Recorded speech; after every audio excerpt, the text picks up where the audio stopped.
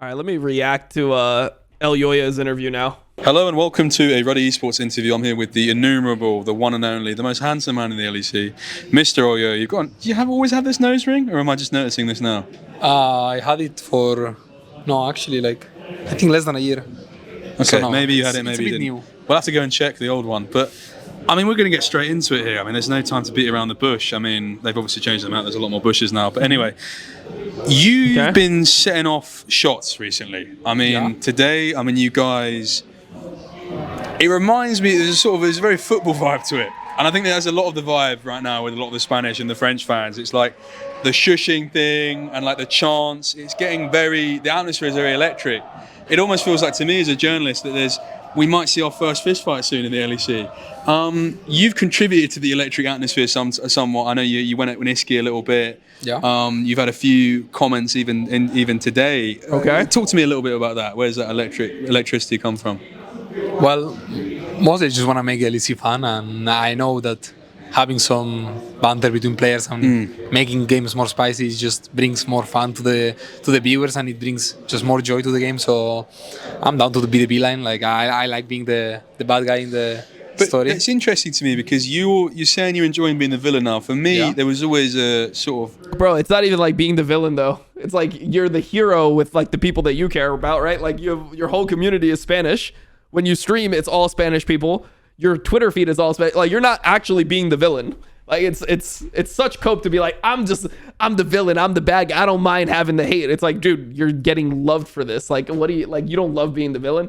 You'd have moments where aggression or perhaps anger seeped through, and you had these moments. Like, being the villain is like you go against everyone fucking shit talks you, and you still like enjoy just being against everyone. Like, he's maybe in his mind, it's like, okay, if you take all the fans, maybe like some of the fans don't like, okay, K-Corp fans don't like me, and they might have more fans than us, so maybe like there's a disproportionate amount of like people that dislike me to like me. But in terms of the people that he cares about and the community that he's a part of, like, he's the hero. And a lot of people would call it emotional outbursts or characterize it in whichever way. But now you seem to have slotted more and you're more comfortable playing the villain. Where does that come from? Where does that shift come from?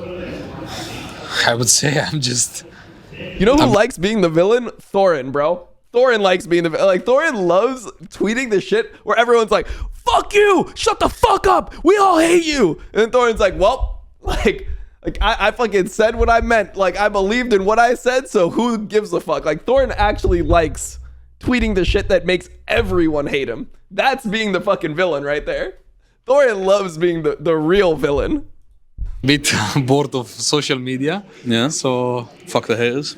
Not even fuck the haters, just feels boring to be in social media. So I just wanna have fun, and this is fun. It feels like the curtain has really fallen, because I think before you had like people would make a mountain out of a molehill. They would take the smallest thing and they propel it up into this big drama. Oh, for sure. Yeah. The interesting thing is now you can't make a small thing into drama. You've got so many big things firing off. Yeah, because before I would show up me talking to my teammates and they would all be like, oh, he's the most toxic guy in Europe. And I would be just telling them like, we do this and we are winning this game, you know? And like, it was crazy that many people in Europe would think I'm really toxic.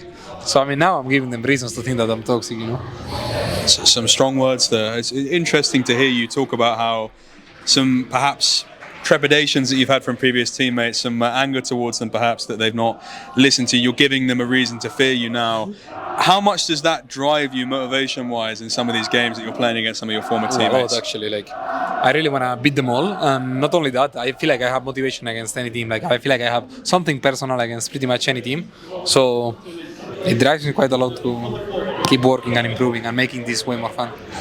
And it's interesting, I mean, I sort of alluded to when we did our previous interview, we did the Draw My Life segment, and I'd have made jokes about how you were going to go to Iwdominate, that was going to be the big father-son move. It ends up happening because obviously I know everything, and I'm like the Nostradamus of the LEC. I just predict everything. And because, you know, Ibai was saying like, damn, like Elyoya, like he was just tweeting out about how Elyoya is like the best jungler in the LEC and how like Elyoya is better than Malrang. While he owns Koi, he's saying that Elyoya is a better jungler than Malrang. Like, and that he wishes that Elyoya was on his team. Yeah, it was a little bit. What is it like now being under him? playing for him, playing for a badge, playing for a club, playing for an atmosphere. The fans are here. This must feel like, in many ways, playing for your boyhood club almost. Kind of, yeah. And it feels really good. Like, I mean, it feels like you belong to somewhere, you know. And this feeling, it's something I didn't experience before. And bro, if you want to be the villain, start talking shit about eBay. Then you'll be the villain, bro. Do you think that's why you're so motivated? In a way, yeah. I also, because I have big friends in my team. Like, I just have many reasons this year to be motivated. So I think everything adds up. But this one is one of the reasons that it feels really good to play for people you like and people that you want to represent well. Absolutely. I mean, it's a big win today to round out the Super Week. How much bigger of a win is it to send Carmine Corp 0-3? Well, it's a really big win then, you know, like the fact that we sent them 0-3. It's pretty good. Even more after yesterday, I got a lot of hate because of my comment towards an ex-player of my team. Yeah. So it feels really good, yeah. You can say his name. He's not Voldemort. I know. Anyway. I'm just keeping it mysterious. Yeah. You've got to be dark and mysterious. It's the way to play it. But I mean, obviously, you're not so much contributing, but like there's been a lot of back and forth between Casey and Koi. Like I saw Ibai come out. I saw Yamato fire back. Some accusations of some fraudulent activity, perhaps, in regards to achievements or coaching styles. We're getting to a point where like the banter is banter, but you can. It's one of those things where you make these jokes, but like there's a lot of emotions getting involved now. Of course, and the stakes are high. Do you have any sort of words that you'd like to project? Because you've not necessarily gotten involved in some of the most recent beef. Is there any like personal vendettas that you might have that you have some fighting words for continuing out the season? Dude, the thing that I dislike about like the beef between Elyoya and Nisqy is like the thing that seems disrespectful to me is it feels like Nisqy saved Mad Lions. When you think about Mad Lions, the position they were in before they got Nisqy, they were literally not even making playoffs, bro. They were one of the worst teams by far. They were in contention for being even like the second to last or last place team up until the final week where they were already statistically eliminated essentially. And they went 3-0 in the last week and ended up with like an 8-10 record. They were like 5-10, bro. They were actually fucking terrible. They were a terrible, terrible team. I'm talking about 2022 spring split Mad Lions, right? Right after they win LEC twice, they lose Humanoid, they bring in Reeker. They were just terrible. And then they bring in Nisqy, and suddenly they're second in regular season. They end up going to Worlds. Like, he did so much to save that fucking team. And think about how much worse Elyoya looked in spring split playing with Reeker compared to summer split playing with Nisqy. Like, Nisqy transformed that fucking team. They won a split with Nisqy last year. Like, G2 was supposed to win everything. Nisqy, like, was super fucking good at Gragas. It was like a permaban against him. Whenever he got it, he was carrying the fucking games. Like, I feel like this guy was an essential part to Mad Lion's success. Like, I would say that he was one of the most important parts of Mad Lion's success. Like, Elyoya was also important to that success. But to just, like, dismiss Nisqy is like, I don't know, bro. I feel like this guy is just so underappreciated by everyone, even the people that he plays with. Nothing. I'm just going to send them home, and then I'll give the chance for my fans and for the people I represent to like just go at them, you know. I'm just gonna beat them. That's my job. That's fair enough. Okay. It's fair to say that you might have some satisfaction sending them home, though. Yeah, I will have. But yeah. I think one of the things that we talked about last time that was really interesting, I didn't get into it as much as I wanted to, is how much we talked about one of your favorite films, Whiplash. Yeah. And how much that influences your own personal work ethic, the idea of the delusion, the madness and pursuit of being the best. Mm-hmm. It's something that I can imagine has waned and faded for you because you're talking about how you felt like you're in an environment where maybe not everyone else is contributing that same sort of mindset. Are you now in a position, and is some of your motivation coming from the point where you feel like everyone is willing to put themselves to task for the chase of something that is delusional? For sure. Like, I think this film is this movie everyone in our team has watched, and it's something that quite represents us.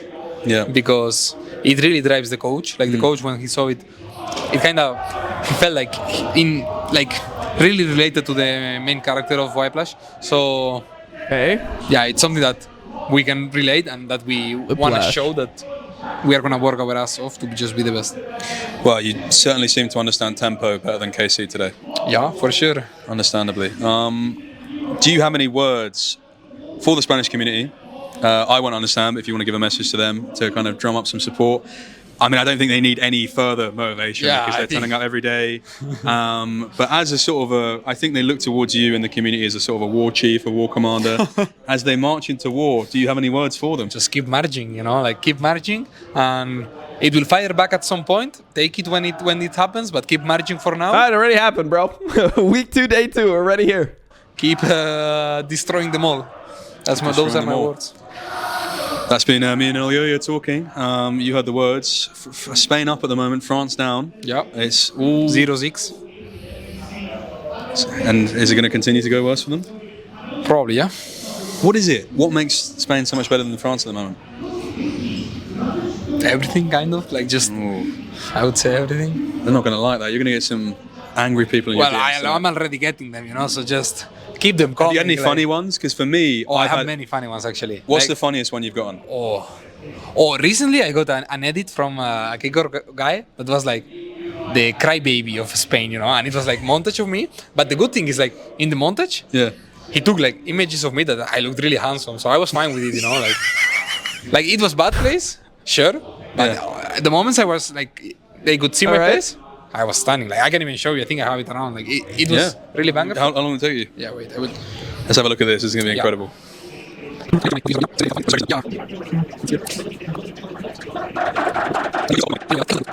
No, I can't find it now. But it was a really good fair enough. edit. You need to start making some memes about... I've seen some bad ones on the timeline, by the way.